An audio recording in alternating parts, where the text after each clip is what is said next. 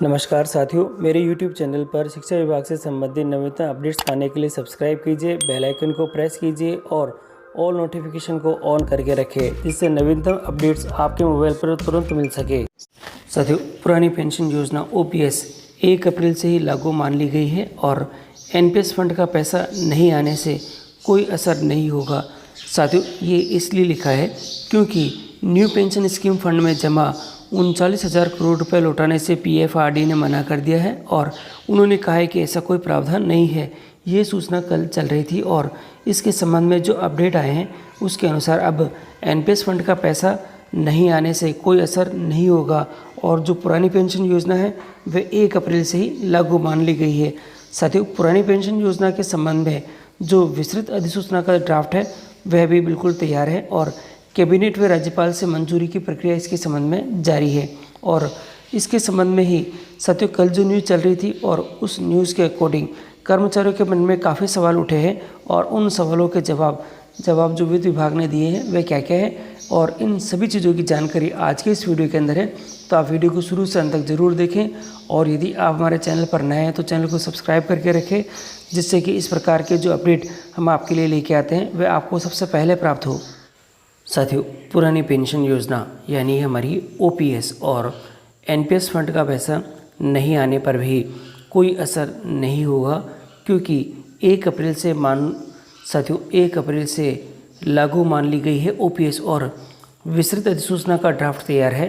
Cabinet व राज्यपाल से मंजूरी की प्रक्रिया जारी है और खबर छपी है पत्रिका न्यूज़ नेटवर्क जयपुर से और इस खबर में बताया गया है राज्य सरकार ने पुरानी पेंशन योजना OPS को 1 अप्रैल 2022 से लागू मान लिया है।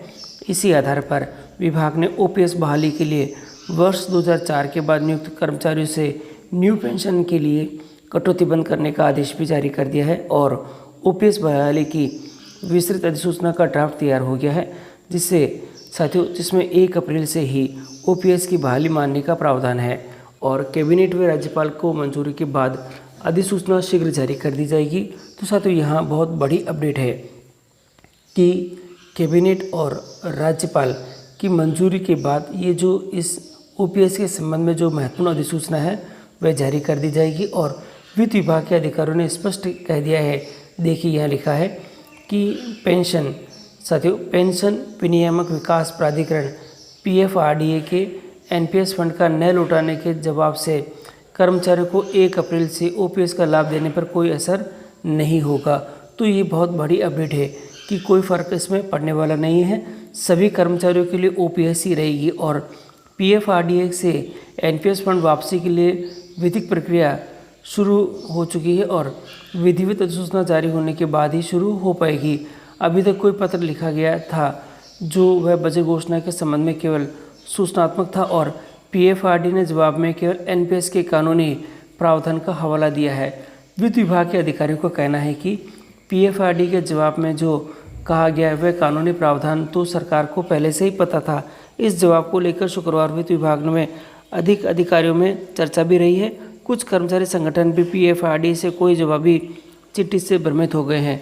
कर्मचारियों के मन में उठ रहे सवालों को लेकर राशन पत्रिका ने वित्त सचिव, साथियों देखिएगा यहाँ लिखा है, राशन पत्रिका ने वित्त सचिव नरेश कुमार ठकरवाल से बात करी है और उनके संबंध में कुछ जो महत्वपूर्ण प्रश्न है और उनके जवाब हैं वे कुछ इस प्रकार से है। कर्मचारियों के मन में उठ रहे सवालों के जवाब और इसमें पहला सवाल है कर्मचारियों के सवाल, क्या राज्य सरकार OPS की बहाली नहीं कर पाएगी? तो ठकरवाल जी ने बताया है OPS के तहत कर्मचारी को सेवानिवृत्ति पर भुगतान राज्य सरकार करेगी। NPS के फंड से इस भुगतान का कोई लेना देना या लिंक नहीं रहता है। और यहाँ दे रखा है कर्मचारियों का सवाल, क्या 1 अप्रैल से OPS की बहाली नहीं होगी? तो ठकरवाल जी ने बोला है OPS की बहाली 1 अप्रैल से ही होगी।